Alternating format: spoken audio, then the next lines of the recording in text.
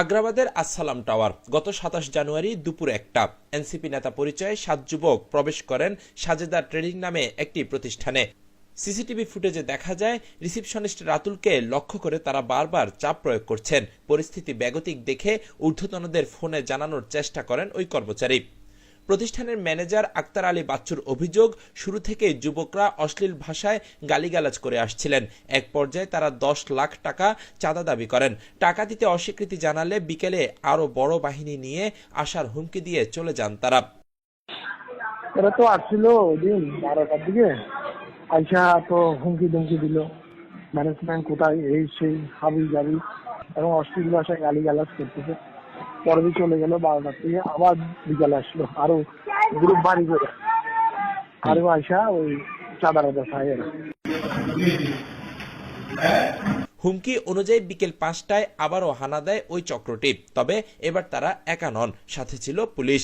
CCTV ফুটেজে স্পষ্ট দেখা যায় ডবলমুরিং থানাধীন দেওয়ানহাট ফাঁড়ির ইনচার্জ জাহিদুল্লাহ জামান সিভিল পোশাকে একদল পুলিশ সদস্য নিয়ে প্রতিষ্ঠানে তল্লাশি চালাচ্ছেন।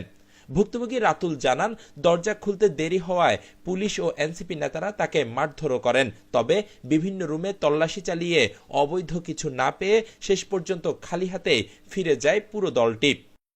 আপনাকে কি গায়ে হাতটা তুলছিল? পুলিশও বলছে, আবার হচ্ছে এনসিপির ছিল। আপনাকে প্রশাসন থাকতে ওরা কেন বলবে?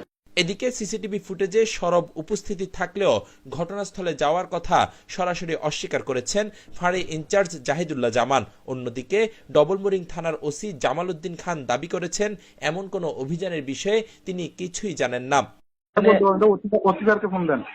আপনি কি গিয়েছিলেন? না, আমি যাইনি, কিন্তু সিসি ক্যামেরা তো আপনাকে দেখা যাচ্ছে। এরকম কোনো ইনফরমেশন আমাদের নেই। আমি ২৭ তারিখ রাত ১০টা পর্যন্ত ব্যস্ত আছিলাম, মিটিং ছিল তো। না, আমি আপনার কাছে শুনলাম, আমি তো এই বিষয়ে কোনো কিছু জানি না। এরকম কোনো মামলা মোকদ্দমা বা জিডি মিডিয়াও হয় নাই সম্ভবত, আমার জানার মতো, আমার নলেজে নাই। আমি জানি এবং আমার নলেজও নাই, আমি জানি না।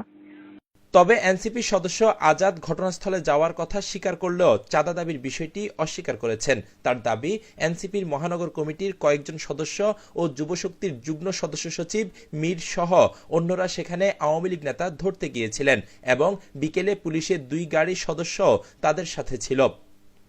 যদি আমাদের নামে একটা টাকা চাঁদা চাইছি বা গিয়ে বলছি চাঁদা দেন বা এরকম কোনো প্রুফ থাকে, আমরা নিজে স্বেচ্ছাই যাবো। যে কোথায় বলা লাগবে না, আপনাদের টোটাল বাড়ি আমাদের সবার আগ্রাবাদ ল্যাংটা হাঁটবো, সমস্যা নাই। আমরা এই ১৫-২০ জন ছেলে গেছি, ইভেন পুলিশ সহ গেছি। ডবলমুরিং থানার থেকে ২ গাড়ি পুলিশ গেছে আমাদের সাথে। আমরা ফার্স্টে দুপুর টাইমে যেতে গেছি, আমাদেরকে সোশ্যাল মাধ্যমে জানানো হয়েছে আমরা নিচে পুলিশ ছিল, আমরা আগে গেছি। কথা বুঝিয়েন, এটা সত্য। আমাদের যখন এখানে অ্যাক্সেস দিচ্ছে না, সঙ্গে সঙ্গে পুলিশ সহ নিয়ে একেবারে পুরো পোস্ট ঢুকছি। আমরা রিসিপশনের ছেলেকে সবাই, পুলিশ সহ সবাই অনেক করে লাস্টে অনেক তর্ক বিতর্ক করে সে খুলছে। আমাদের মহানগরের যে ৯-১০-এর এমপি ক্যান্ডিডেটও ছিল আমার সাথে, আসগর আলী আশিক, সেও ছিল। সবাই ছিলাম, আমরা একজন না তো অনেকজন ছিলাম। মহানগরের পোস্টার ছিলাম আমরা ৩ জন। পরে আবার সাদিয়া প্রিন্ট গেছে, সাদিয়া প্রিন্টকে তো ছিলেন।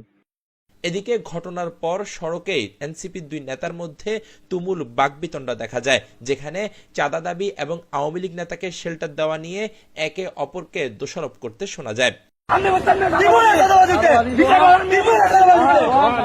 রাজনৈতিক পরিচয়ের আড়ালে পুলিশকে সাথে নিয়ে এ ধরনের অভিযানে সাধারণ ব্যবসায়ীদের মধ্যে আতঙ্ক বিরাজ করছে। সিসিটিভি ফুটেজ থাকার পরও প্রশাসনের অস্বীকার নিয়ে উঠেছে নানা প্রশ্ন।